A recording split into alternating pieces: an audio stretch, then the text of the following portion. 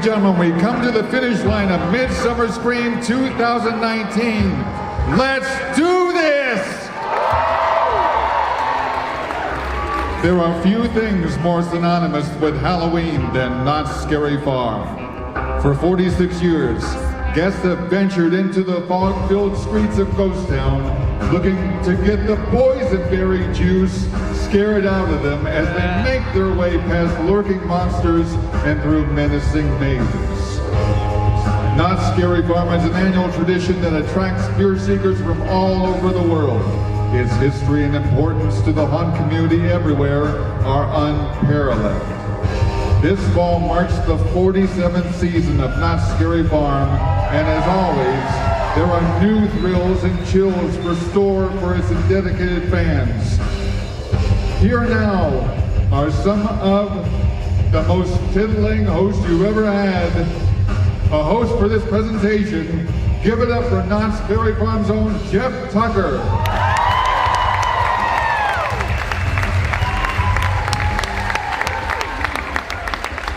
Well, hello everyone! Welcome to Midsummer Scream! All right, I am Jeff Tucker. I am from Knott's Scary Farm, the greatest place in the world. Have you seen this petition to move Halloween to another day? Well, I'm putting up my own petition. We will have Halloween every day. Who would sign that? All right. Fantastic. I would sign it twice because I break the law. Okay. All right, we're here to talk about Knott's Scary Farm 2019. We have a few things. We have a lot of material to get through with some great people. I'm going to talk really fast because we have so much to get to. Okay, first up, if you are not in jail after storming Area 51, who's going to storm Area 51? We do the run? All right. If you're not in jail after that, here are the dates for Knott's Scary Farm 2019. There they are. And tickets are on sale right now. So if you're on your phone buying tickets, I won't get upset. Because that's what I'm supposed to do, sell as many tickets as I can so I can go to camp. Okay. So tickets are on sale now. Also, Fright Lane, Fast Lane, and all the other stuff that you want to do for Knott's Scary Farm 2019 are on sale right now. What we're going to do today is we're going to take a deep dive into two of the returning mazes this year. Thanks, Dad. Okay. And we're going to go in depth like you've never seen before. If a maze had a DVD commentary, this would be it today. Okay. We're going to talk about two mazes. For the last 2 weeks on Twitter, we have been asking for questions of the fans. Is the slide coming up of the one with the, Scott, am I off track already? There it is. Scott's the guy in control. I have no control because I'm a dummy. Okay, this is the Q&A with the Knott's Scary Farm design team. Send your questions on Twitter using KSF Midsummer. We're still taking them. So if you have a question during the panel, magically, you can send the question to marketing. If they like it, they will give it to me, interactive TV, right? Okay. It's better than Avatar. All right. First up here, before we get to that, so get out your phones and start twittering and tweeting. We're going to talk about the upcoming announcement event at Knott's Scary Farm. Anybody been to that? There it is, folks. There's the date. Check it out. August 29th at 8 o'clock. Reservations are available. August 9th at 5 p.m. Normally you send an email and you might get it or you might not. There's the information right there. Take a picture of it with your phone. Get that information. Tickets are for the event are free, but you must have a reservation. So if you're going, show of hands, who's going? At that night, we will reveal everything about Knott's Scary Farm 2019 that's worth knowing. And today they gave tickets to the first 25 who got in. Did you get a ticket? Who got a ticket? Dance around like Grandpa Joe. Come on. All right. Thank you, Mom. Okay. I'm kidding. My parents are dead. Okay. They disciplined me once. Once. is dark even for me. Okay. All right, folks, the first returning maze and the subject of our first in-depth discussion is, watch the monitors right there. Space to right, park 46. Space to right, park 46. Come in. Yeah, hey, what's up? There's a disturbance reported at the abandoned dark ride. Please report to the location. Yeah, I'm on it.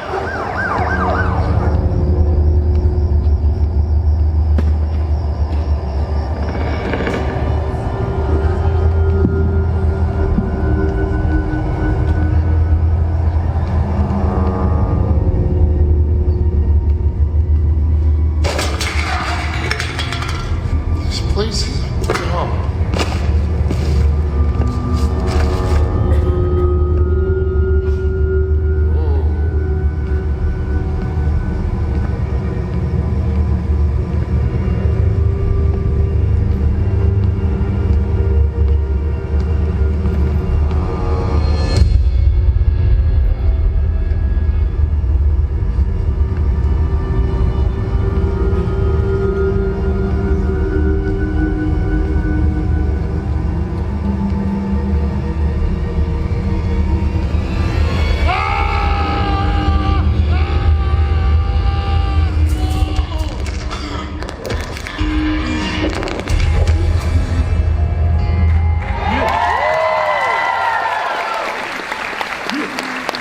Dark ride, ladies and gentlemen. I don't know why that guy was so upset. He kept his hand inside the car at all times. Please welcome to the panel. Here they are, the Vice President of Entertainment, Mr. Ken Parks. Live entertainment producer, Eric Nix. Designer to the stars, John Cook. Designer to the other stars, John Asprin. Audio guru, Dan Biranowski. All right, fellas, take it away. Here it is, the deep dive about Dark Ride. Midsummer, how you doing? We're very, very excited to be able to kind of show you guys some of the behind the scenes of Dark Ride. Has anybody experienced it? Yeah. For those of you, wow, that's only half the room. The other half. Dark Ride is a story of an old carnival that was closed down, and all the freaks, the clowns, the sideshow performers, they were all kicked out onto the streets.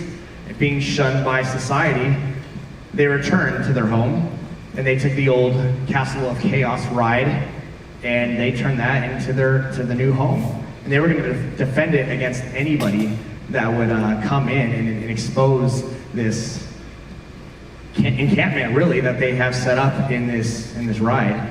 And one of the really, really neat things about this maze is the production and how everything is tied together. All the animatronics, the lighting, everything ties together and is synced through our show control system.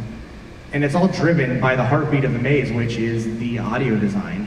And audio is something that we kind of overlook. Sorry, Dan. So we wanted to really highlight that and be able to talk about it. Cool. So when John told me he wanted to do a maze that was based in a dark ride, I was kind of stoked because dark rides sound bad. So it would make my job really easy. But then we started going through what he wanted from a sound design perspective, and it was really ambitious and really cool. And there's some pieces to it that make it unique. So the attraction has, you're on the ride, so there's tracks on the floor, and then there's sections of the maze that are backstage of the Castle of Chaos ride. So when you're on stage following the tracks on the ground, that's when you're supposed to hear kind of the rundown, broken attraction audio. And then when you make your way backstage and then you hit the big finale room, you're backstage, so the audio is actually supposed to be really clear and clean and hit really hard. So we had to sync the entire attraction audio for both the onstage and offstage. So whether you were walking, following the tracks, or you worked your way backstage, you always stayed in sync with the main music track that you hear throughout that. And so that was pretty challenging, but it was really fun. It was really ambitious. And beyond that, on a dark ride, there's a lot of pop-up scares, you know, the little heads that pop up and they make a silly clown laugh and stuff. So we got to create all that from scratch. We didn't take any sound effects from existing props or anything. So just bring friends into the audio booth and tell them to act like a lunatic. and hit record and cut it up and take the best of the best. And so I'll pull people like John in all the time. I think I just sat there and yelled, die, die, die, He did. like 100 times. Yeah. It was very, And then they started recording. yep. And there's a scene where there's I guess it's like an executioner, and he's like spinning a rack, and he's laughing, and it's John. That was the best we could come up with. Audio On day is a good 20-hour day. or whatever, yeah. Audio day is always a good time. What you're looking at on the screen right now is the Pro Tools session from Dark Ride. Pro Tools is a recording software if you're not familiar. Because we have to record and edit all the sounds you hear, we do that in this program, and you can see a bunch of the file names on there. There's some good stuff in there. I think there's a rabid monkey in there somewhere. But specifically, if you look towards the top, you'll see that it says Dark Ride, background music good, and Dark Ride, background music bad. And we've never played this for anybody in a public forum, but we're gonna play these for you so you can hear what they sound like when you're on one or the other. So Scott, if you wanna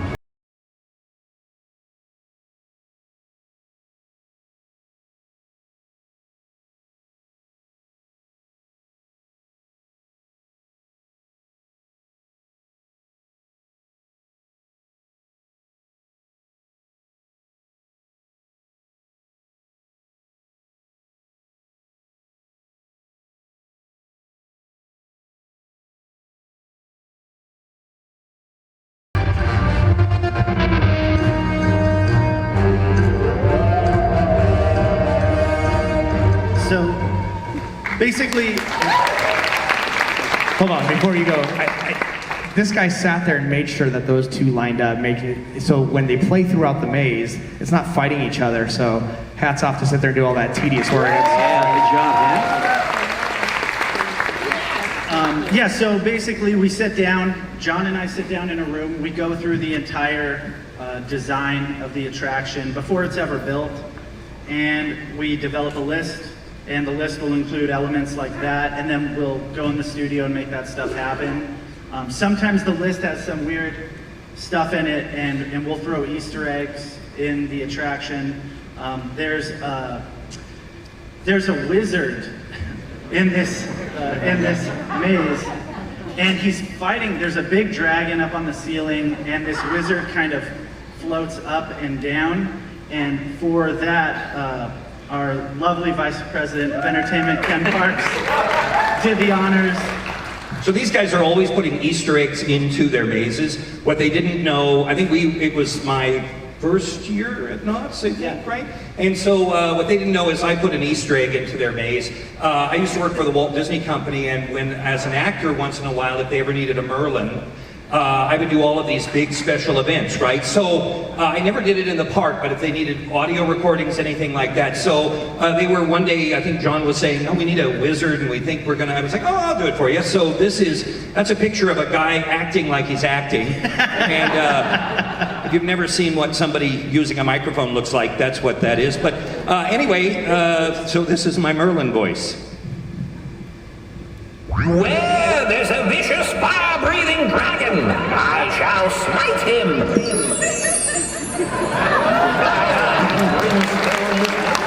So,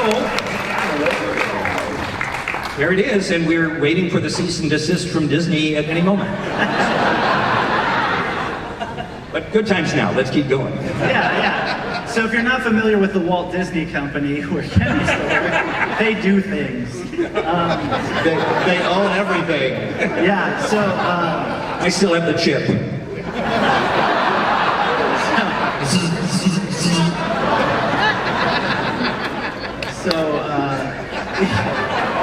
yeah. I try to record that energy, and that's tough. That takes hours. And then we edit it all down. We cut it down to basically make sure that it matches the tone of the attraction. This attraction's really fun. If you haven't gone through it, make your way to Knott's this year and make sure you experience it, because there's something special about clowns. I think we all kind of can accept this fact. And this attraction the fact that it takes place in the boardwalk area of Knott's and also is a dark ride that contains clowns, it's like you can't even escape it when you walk out the doors. You're in a boardwalk full of a buttload more clowns, and they're all awful and they all hate you. So make your way there, check it out, because if nothing else, maybe this will give you a chance to listen for some of those Easter eggs and realize we have as much fun making this stuff as you guys have walking through it, and I think it'll be pretty evident if you pay attention to it. Hey Dan. How long does it take to put together a maze, audio maze like Dark Ride? I think probably about a month. We have to plan everything out, schedule everything out, and then we do a sound check. And the sound check is always super fun, but there's no way to sound check for having hundreds of people in a room. We work in a little studio, and so when we put the audio into the attraction, a lot of times we make tweaks and make changes. And sometimes it's not just for the guests, sometimes it's for the actual scare actors, because if you hear a girl scream, like, ah, and that happens every second for a 9-hour shift, you'll probably jump off a building. So sometimes we make tweaks, to make the attraction better for talent as well. So it's a long process, but I think in the end, the best will be back next year, and you guys can come see it and see what we changed. And what's great about what Dan does is that if he does his job right, and it's so seamless, you just assume it's organic and it didn't take anybody thinking about that. So when people come out of the maze, they go, "Did you see when that big clown got me? Yeah. Did you share the audio in that room?" Yeah. And your friends go, "No, audio," because it's just how the maze is supposed to sound. But that's all created from scratch. So they do an incredible job.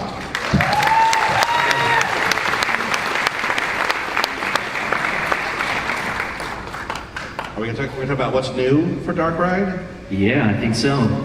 Would you like to know what's new for Dark Ride? All right. So with Dark Ride, like some of the other mini mazes, this is one of my personal favorites, and so it was an honor to kind of bring to you what we have in store. So you guys ready to hear what we have in store for 2019? I think so, right?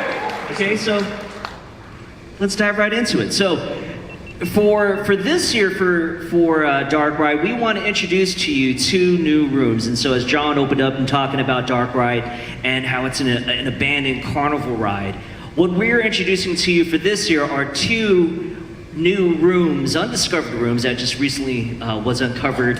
And so what we want to bring to you, the first one is the surveillance room. And so it's kind of cool. I mean, you can see on the screen, if you look on the left-hand side, you'll see the what we had in the previous years and what we're doing for the new year. And it seems like it's a lot, but if you go to the next slide, let's dive right into it. There's actually a lot of cool meat and potatoes in this one. So I know we sort of omitted a couple of lines in there.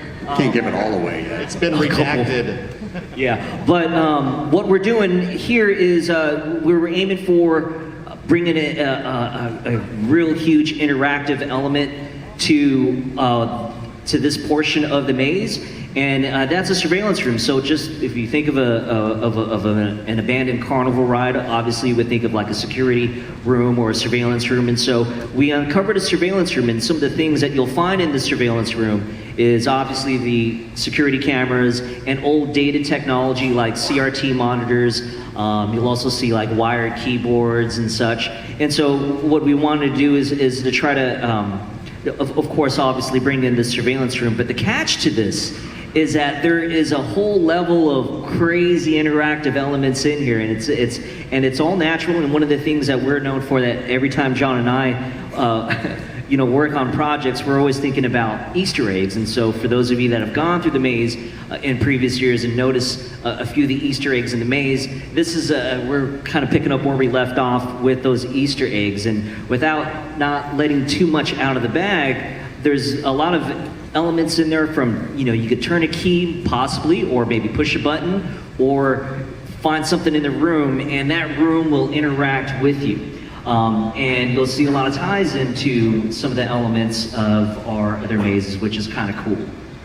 and you get a chance to kind of sort of see what that room would look like. You'll notice just, as small as it is, it definitely packs a lot of punch in there, and I think that you guys will have fun in there. John, I'm just concerned that the phone in there was from like when I was a kid and now it's vintage. So I know. It's a dark ride in my head, thanks. And so the next room that we have is a gift shop. And so, I know, exit right? through the gift shop, folks. I know. I don't know if you've ever heard of the Walt Disney Company. Right, I know.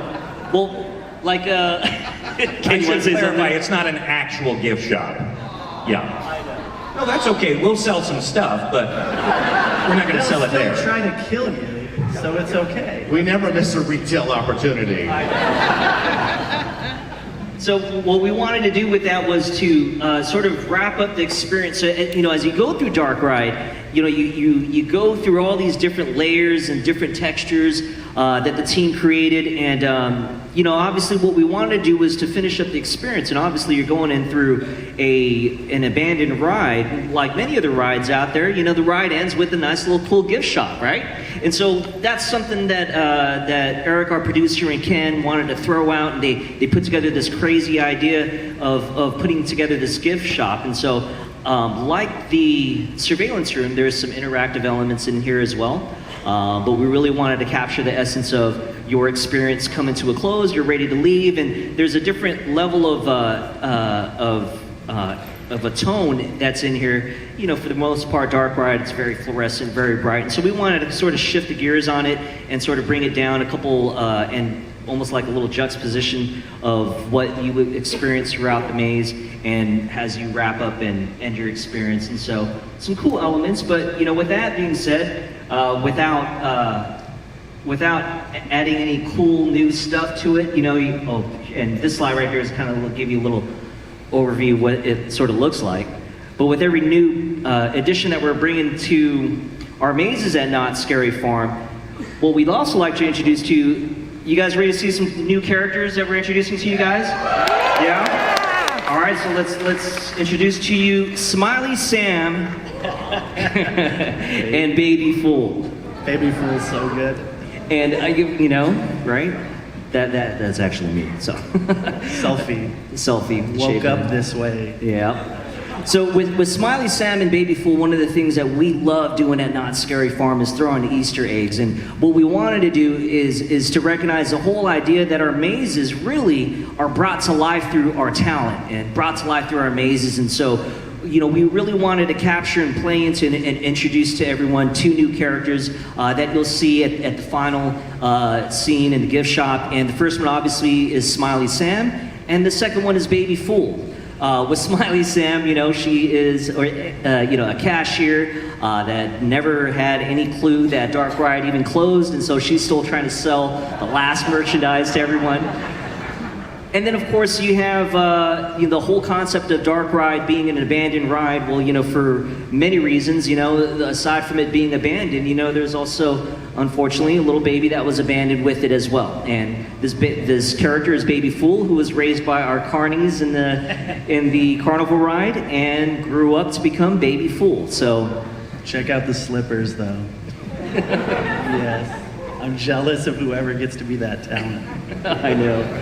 John, I like the idea that a couple with a new baby got off the ride and they're like, did we have something with us? No, we're fine, let's go. Gotta get to that parking lot. I know. Well, at any rate, those are our 2 new characters, and we hope that you guys enjoy Dark Ride this year. All right, folks. This sort of speaks to also what we've been doing. Not only have we been connecting the scare zones with the mazes so that they all kind of live in this common narrative, but the other thing we've been doing is, if we do have a returning maze, we keep plussing it. We sort of feel like it's never done. We always want to go back so that even if it returns, that we give you guys something new and exciting to look forward to. So, which I think is going to come up, yeah, thank you for coming back. We appreciate you all. So I think that's going to tie into what we're doing next too. Yeah. All right, you ready to hear the next returning maze for 2019? And we're going to talk about this one in depth in a way that you've never heard before. Scott, roll that beautiful bean footage.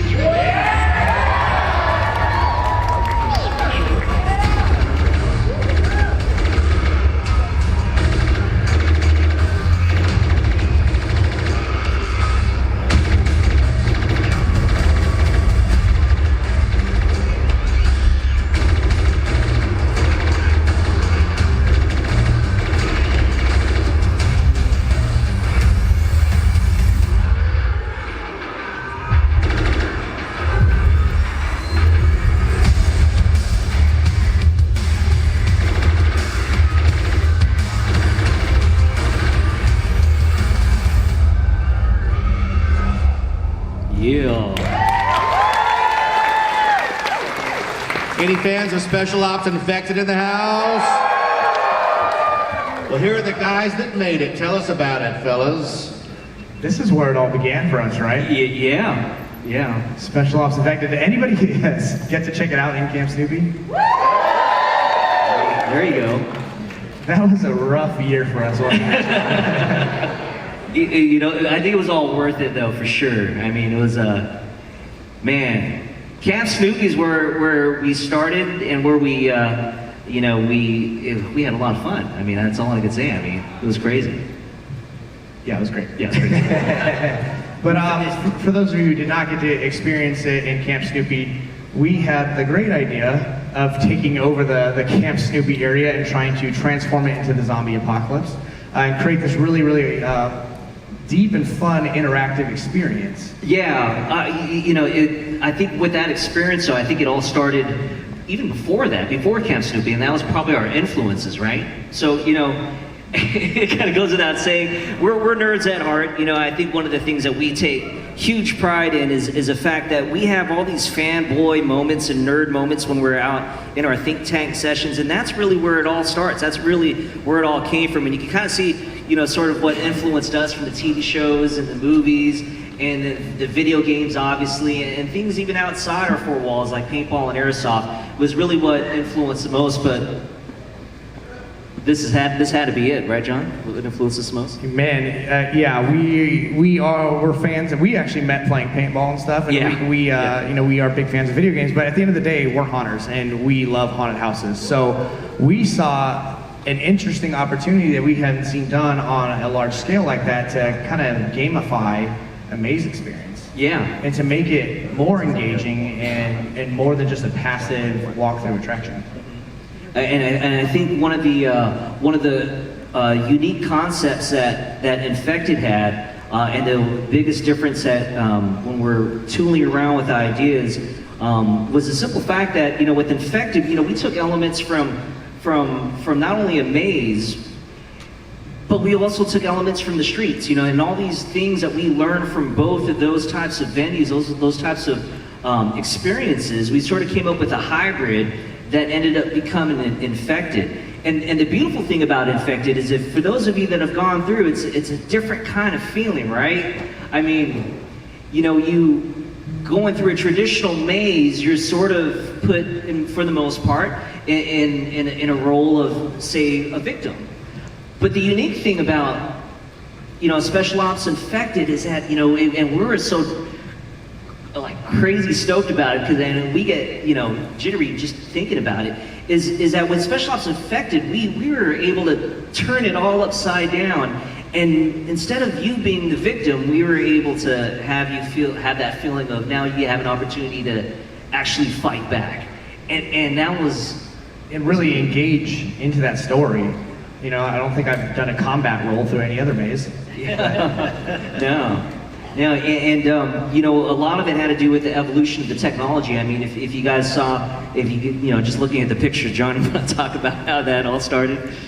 Like, man, yeah. So I guess circling back now to Camp Snoopy, where it all began for us, we wanted to create this interactive experience. You know, we saw the big rise in the first-person shooter games. Escape rooms were starting to make a big impact, and we wanted to try and loop all that into one survival experience. So we wanted to flip Camp Snoopy in a matter of, what did we have, 15, 20, 30 minutes maybe? Yeah, about 30 minutes. To turn make Camp Snoopy go away and turn it into this blood-curdling... Every night of haunt. Every single night of haunt, at the beginning of it and at the end, we were all running around like crazy trying to flip Camp Snoopy to turn it into this zombie apocalypse. Yeah. Hey, can I just point out, it's my wife up in the slide there with the gun. Looks like Laverne and Shirley were given firearms.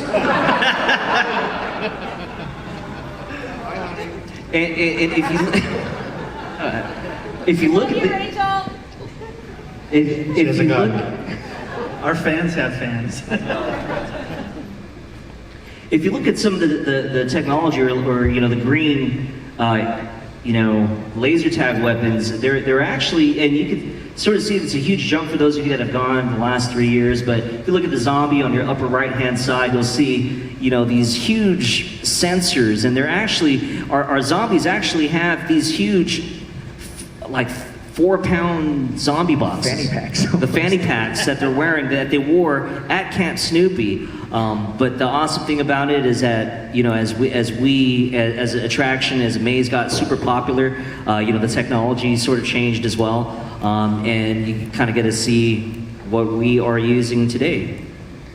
Yeah, so we went from the original equipment, and we got to almost kind of work with Battle Company to create this new equipment. What's really cool is this technology did not exist until this attraction, where it's all through IR. So the zombies are actually wearing their headbands, they're wireless, and they're communicating with the weapon. So every time you're shooting a zombie, it's actually bursting a signal back out to the weapon to collect that data. And that didn't exist.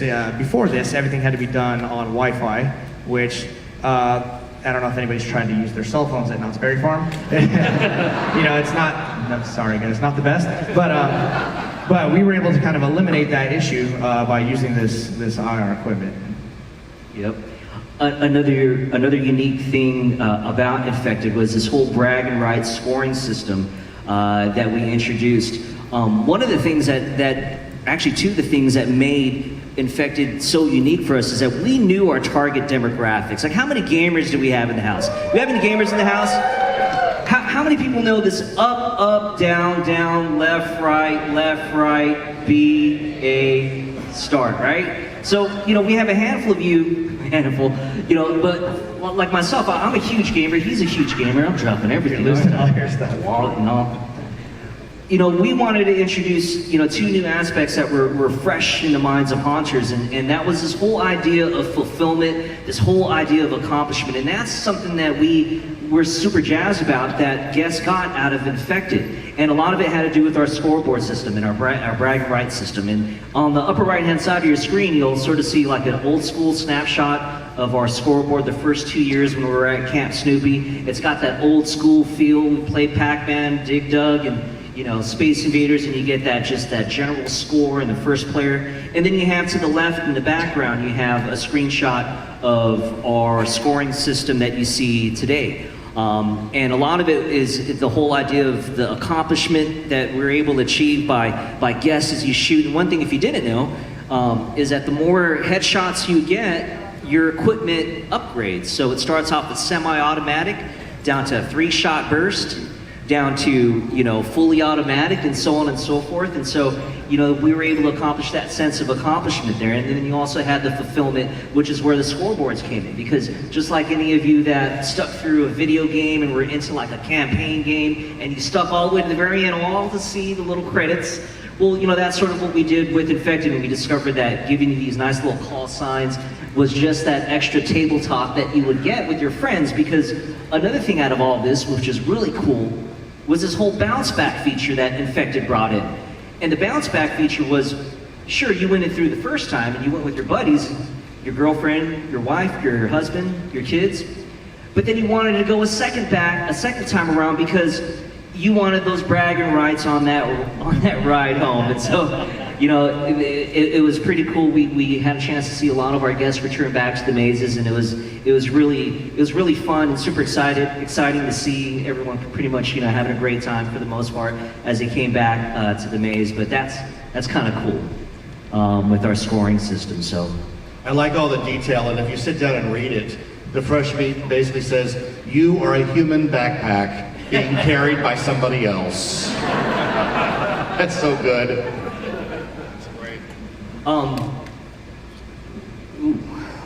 Camp Snoopy. Oh my. Camp Snoopy just seems to haunt us, doesn't it? Over and over again with Infected. This was actually the original concept plot that we put together for the Camp Snoopy, where it had the 2 different trails that went back and forth. So we had one of them starting at the Outpost, one at the Bravo, and they'd make their way through. And that way we were able to really utilize our number of zombies. So even though I think we had quite a bit out there at a time, 80 or so, it would feel like hundreds. It was like, I think we had about 104 zombies at our peak. 104 zombies, which is still to this day the largest cast in Knott's Scary Farm history. And so it was a pretty impressive feat, and Camp Snoopy was where it all began. I think a lot of a lot of the things that we, opportunities that we wanted to see, obviously, we couldn't do because of it was at Camp Snoopy, right? We really wanted to fully immerse our guests into Special Ops Infected. So, you know, what we ended up doing was we got to bring it backstage to where it is now to be able to fully build out the city that we wanted to create. And by doing so, we opened up a lot more opportunities to build in the scares. And I think one of the things that is so fun and unique about Special Ops Infected, you're no longer walking through the maze looking for the scares, right? You're looking for the zombies, and that opens you up for those big startle scares. Yeah. And the cool thing about it was, you know, when you go to camp, you know, for the first 2 years, you had a lot of open, long-range or mid-range combat with the zombies. It was really hard for our zombies to sort of hide. You know, you could walk out to, you know, outside of a building and see maybe about 30 or 40 zombies ready to charge at you. But the great thing with having the ability to build our own little city, we were able to control the scares. You know, being huge paintball and airsoft heads, you know, we were always looking at our lines of fire, how guests would interact as they move forward and press through a room. And so, you know, we really wanted to take that experience to the next level. And I think what we ended up doing, it was a natural evolution of our storyline. And the crazy thing is, and you know, Special Ops Infected, I'll let you guys know, when we moved over to its current location, actually we're gonna name it, or change the name, right? It was Black Ops Infected, right? Correct, yeah. Yeah, so, but you know, we ended up sticking to our guns, so no pun intended, but, and we ended up continuing on with our story, and you know, with our story, you know, there's naturally, we've always been firm believers that, you know, a writer only writes the book, right? And it's a reader that finishes it. And for us, you know, we're the writers, and our guests, for those of you that have been through Infected, are readers. And, you know, we always enjoy the chapters that we write, but, you know, one of the things that we're super proud to announce, and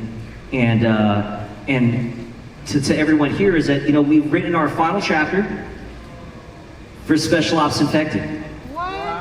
And it's okay, because, you know, with that being said, one of the things that we wanted to do is we wanted to make sure that we're celebrating something that has turned heads and had put smiles on so many people's faces.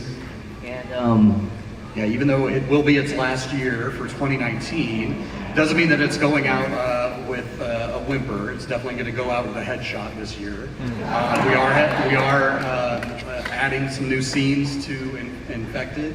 Yeah. And John, why don't you walk us through some of those new scenes that we have? Cool, you guys ready to see some cool new stuff? All right, let's jump right into it. So, new for 2019, in Infected's final year, let's jump right into it. Well, without saying, we'd like to show you, we have some commemorative pins, right, Jeff? Yes. This comes back to the selling part.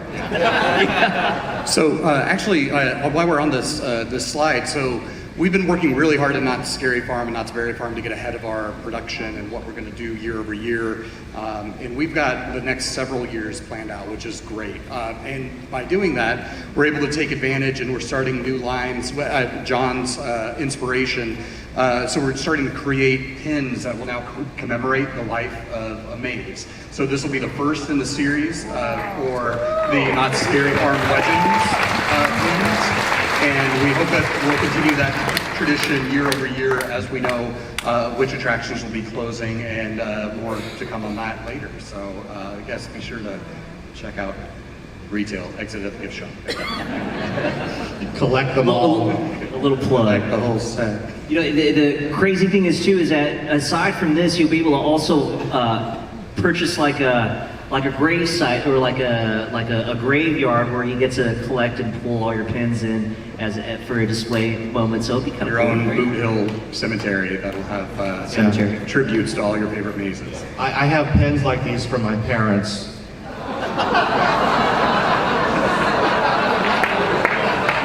Please continue. Pull up, pull up, pull up. 2019 changes. So what we're doing is, as you can tell, we are bringing in, we're gonna reveal 2 new changes to Infected for 2019. The first one is the Hernandez Calico convenience store, and the second one's Hal's Meatpacking House. To the convenience store, what do you think of the convenience store, buddy? I think it has nothing to do with Jen Hernandez's, the props department lead's, drinking habits, right? No, it doesn't. Absolutely not. I don't know what you're talking about. Sorry, Jen. But with that, we wanted to dive into the whole concept of where Infected is at after all these years of the zombie infection spreading throughout the modern day city of Calico. I was Friday when we did this rehearsal and we were talking about the city that this goes through is Calico. I was, that meme, I'm this many days old when I learned that happened to me right then. No clue, but that's, just another one of those great Easter eggs that we try and bake into our design. Well, I think when John and I were designing Infected, I think we're up to like 174 Easter eggs in Infected. A lot of you have like responded back and like hit us up and give us a count of how many Easter eggs you found, but we're up to I think 174 at this time. And so Infected is basically takes place in modern day Calico City. So that's the name. If you guys have ever gone through the maze and looked at the signage that's in there, it says Calico City. So it's kind of cool having a little nerdy moments with that. So, but at any rate, going back to the convenience store, they'll still kind of give you a little overview. What John and I wanted to do was to sort of dive deeper into where Calico City is at with the zombie infection, and you have this rundown convenience store, and you have some cool new interactive elements in here as well. The next new item that we have is this whole meat packing freezer house. One of the cool things about the zombie experience, and for those of you that watch zombie movies, I know Johnny and I watch zombie movies all the time, but some of the most intimate moments that resonate with us most when I'm watching a zombie movie are those moments where you sort of break up from your group and you're by yourself. What we wanted to do with the zombie attraction with this new feature for 2019, is to divide up the groups into 2 groups. We're gonna split you up. One of the things that also is pretty cool about this is that, well, you're so used to the open mid to long range firefights with the zombies from Camp Snoopy, maybe the mid-range firefights in Infected. Now it's gonna get up and close and personal, and we're splitting you all up into 2 groups. So it's kind of intense. One of the things that I think you'll for those of you that saw our influences here, you guys watch Goonies. I'm a huge Goonie fan. Johnny's a huge Goonie fan. And what we wanted to do is add those kind of cool little fun elements, little fanboy moments to where, just make sure that when you do split up that you have someone watching you on this one. So, but yeah, that's kind of cool. I think with those 2 new features that we're adding for Infected, we hope you guys enjoy it. Oh yeah. We have 2 new characters, right? You have the characters. You're not done you yet, guys ready to see 2 new characters? Show 'em the goods. So you have your convenience store cashier that you'll obviously see. You'll see a cool, nice little difference in terms of our zombies that you see in the meat warehouse, the meat freezer warehouse. And so, at Infected, you had so much. You had a lot of zombies wearing different types of costumes and wardrobe stuff, things like that of that sort. But Bill and Tim are doing a wonderful job over in our wardrobe and makeup department in helping us put together these 2 new characters that you'll find in our new additions for Special Ops Infected. So, pretty cool. And I think just looking, this is the first time I've seen these. And I gotta say, it's incredible, like what a detailed job that John's doing with these. That's really is what creates these total immersive worlds, to have somebody that's gonna sit there and think through every single little detail. I was blown away with the name badge and the dark ride stuff, and that's what kind of connects everything together to make you lose yourself in these experiences. And one other note that John's done a great job with is with Infected and Dark Ride and being able to tie all the worlds together. I don't know if you're starting to notice that throughout the mazes that are setting in a modern time. They're connected, so you'll see the Paranormal Inc. billboard up in Infected, right? I think in the new dark ride, and you might catch a commercial for a thing or two, or maybe a news broadcast for the zombie outbreak. So it's really cool to see all the different mazes throughout Scary Farm all starting to connect into one big universe. It's awesome.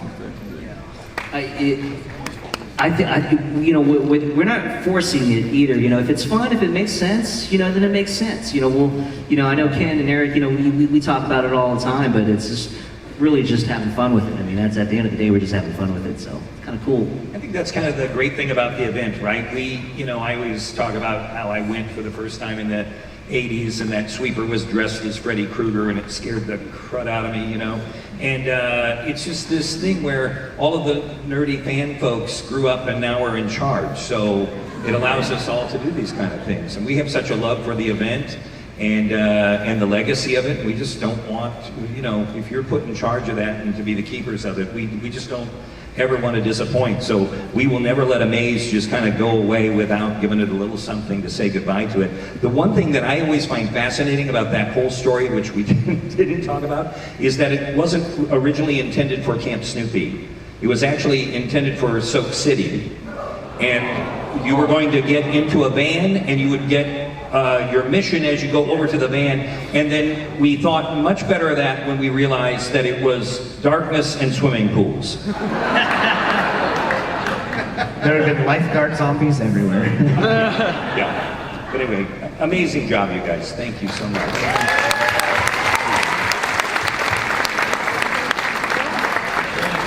Nicely done, guys. So that is the last year of Special Ops Infected. You have got to come out and see what they've done, and headshots only, right? Give it up for them. Nice work.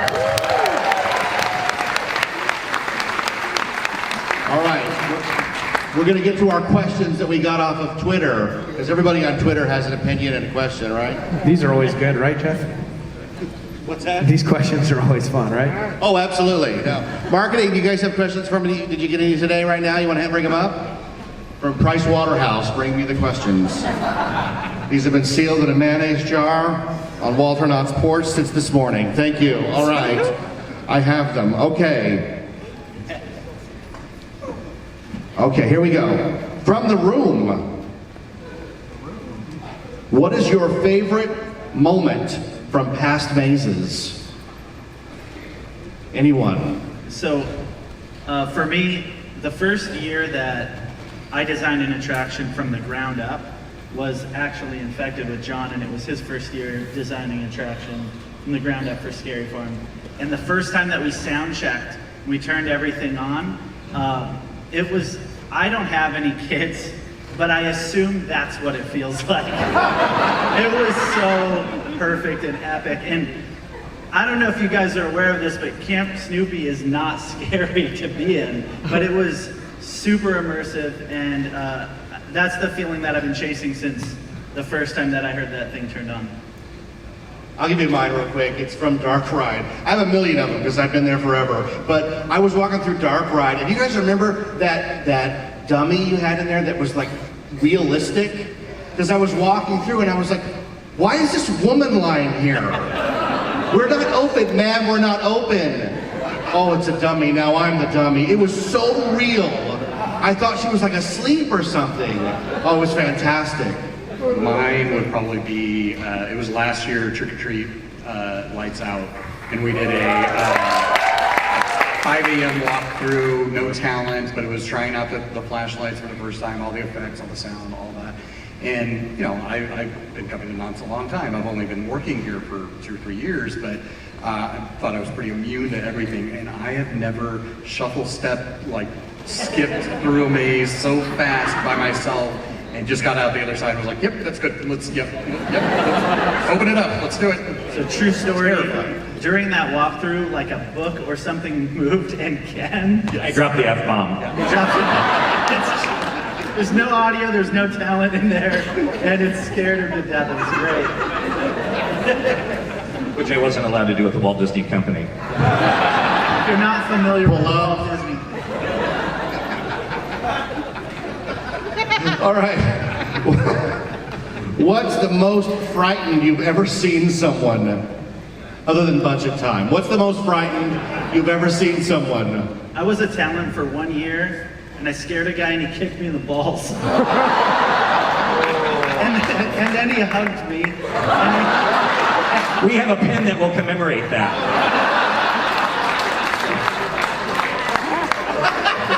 It's a headstone and it says Dan's testicles.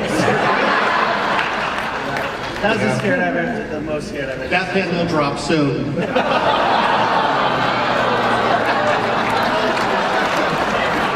laugh at that. Don't laugh at that. The most frightened I've ever seen someone, if I can interject here, was in a little maze we did called Trapped, and it was a girl who wet herself, and it was the funniest thing I'd ever seen. And we watched it, Scott remembers we watched it on video, we're like, she's going, it's going, there it is, yes, winner! How about you guys? Most frightening you've ever seen someone? I think we had the privilege of sitting back and watching the CCTVs in Trapped.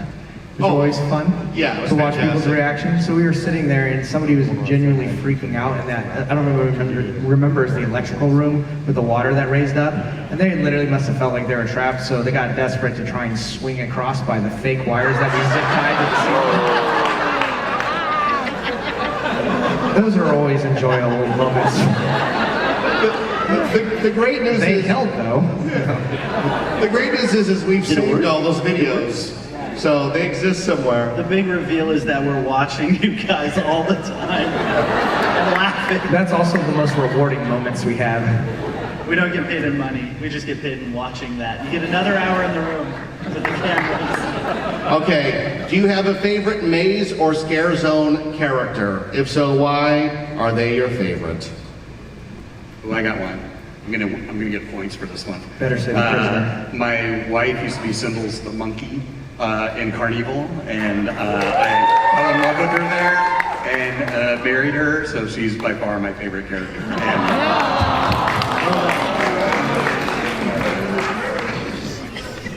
Nice. My favorite characters in the audience. My daughter played Maggie in Possessed. How about you guys? I don't even think we can say anything because we're gonna have a bunch of monsters coming up to us after this. But I know. What was your favorite? I thought I was your favorite. For me, it was in a maze called, I think it was called the Underground, and there was a guy on a live mic, and we used like a mirror gag. I say we, I wasn't working there at the time, I was like 17. But, so it looked like he didn't have... the Overlord. Yeah, he didn't have like a lower half of his body, it was just a spine master. and a The guy spine on a master. mic just talking crap to people. Yeah, he was great. It was awesome. Yeah. My wife was in the Underground as well as one of the dancers at Club Chupacabra, so it's all in the family here. All right, we'll keep going here. These are from Twitter. What creative benefits come from handing off a maze with one designer to another designer in the next season? So I think it's something that I touched upon a little bit earlier by being able to hand off mazes to people like John to get fresh eyes on it, to really comb back through and really hone in on details that I wouldn't have necessarily seen. It's pretty awesome for me to be able to step back and then be able to go and walk through that maze, not being able to have experience or seen a lot of the design stuff, and to see what's come out of his head. It's pretty awesome. I think it's fun. You know, it's definitely fun too because you may not be a part of that beginning process, but you see where it heads to. You know, where I mean. Might have not have been in the room when the minute maybe as an idea for a maze came about, but during that journey of where it ends up at, and then the reactions that the guests would have when they go and step through the maze for the first time, was just enough to kind of get a good idea. So for me, it was nice because you get to see what kind of reaction that our guests would get, and then you could play off on that reaction and then get deeper into the story of what the maze is. And the awesome thing for me, I love doing, jumping and sinking my teeth into a maze, because aside from the beautiful sets that the designers are making, they're not even designing sets, they're creating worlds, where the characters have its own language, where they it has its own distinct smell, you know, it has a different kind of color palette when you enter through that particular world that they created. And so just having an opportunity to sort of add an extra layer, add an extra texture, continue the next chapter of that storyline, and see what we could do on a creative sense and tie it into other worlds, you know, it's always fun. So it's definitely a wonderful opportunity. Me and John shared an office for how long? 4 or 5 years. The office is an old janitor's closet, I believe, right? Yeah, it's right next to my janitor club. Yeah. So me and John spent a lot of time in this room with no doors and no windows. But well, I remember we're sitting there working on things and kicking ideas around. So I mean, it's stuff that he's also been able to kind of think about through all this time. I don't know where you were when I said, "Hey, let's have a flying dragon talking to a wizard," but yeah, but I know. Getting to pick that up and run with it, it's awesome. It's cool. It's definitely fun. Definitely. All right, this is the question I get asked most often when I go to events like this. What skills or education should they get to become a maze designer? We get that question a lot. I think for skills, skills is definitely, you know, number one, you gotta definitely have passion. If you love what you're doing, it's gonna show in your work. And a lot of times too is that it allows you to think outside the box when you have that passion. When you have a passion for something, it's not textbook. What we do is not textbook. And the great thing about designing a maze is that we don't exist in our 4 walls of creativity. We break them down and we start thinking about things. And it's that passion that helps you take that next jump over those walls.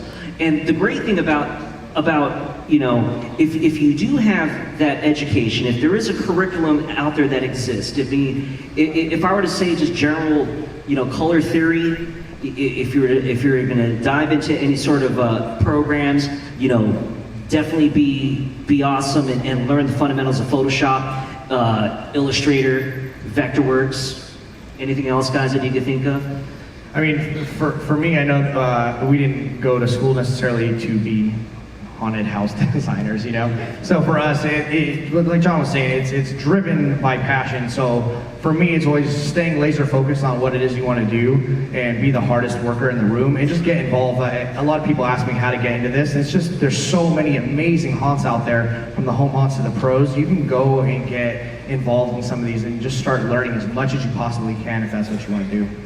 And our designers aren't just, you know, skilled in one thing, especially when it comes to Scary Farm. I mean, they've got their hands in audio design, scenic design, wardrobe design, lighting. I mean, they run the gamut. They're writing their own scripts for the mazes and, you know, helping them get it refined. So being a, you know, jack of all trades, I think can really help you kind of lead that path. And I've always given people the advice, go where the wind takes you too. Like whatever the opportunity is, follow that path, because you never know where it's going to end up. I mean, I never thought, in '97 I was working in wardrobe at Disneyland. Never did I think that my title would be producer at Knott's Berry Farm. So, and I think one thing that we all share is that if you can't see a path to doing what you want to do, just do it yourself. You know, if you need to build it yourself with your own hands, that's what you need to do. Don't be afraid to do that. We all come from a background of making opportunities if we can't find a way to get to where we want. So if you can't get from point A to point B down the street, just hop the neighbor's fence and you'll get there anyways, you know. Just make it happen. All right, we want to remind you about our announcement event, August 29th at Knott's Scary Farm, Knott's Berry Farm. You can get tickets. There it is, August 29th at 8 p.m. Reservations are available August 9th at 5 p.m. for pass holders at knotts.com/KSF-announce. Tickets to the event are free, but a reservation is required. Will be live streamed on the net. You can go on Knott's Scary Farm Facebook page. Tickets for Knott's Scary Farm are on sale right now. Get your tickets. A big thank you to Midsummer Screen for having us. For the panelists, Ken Parks, Eric Nix, John Cook, John Aspirin, Dan Baranowski. I'm Jeff Tucker. Thank you to the greatest fans in the world.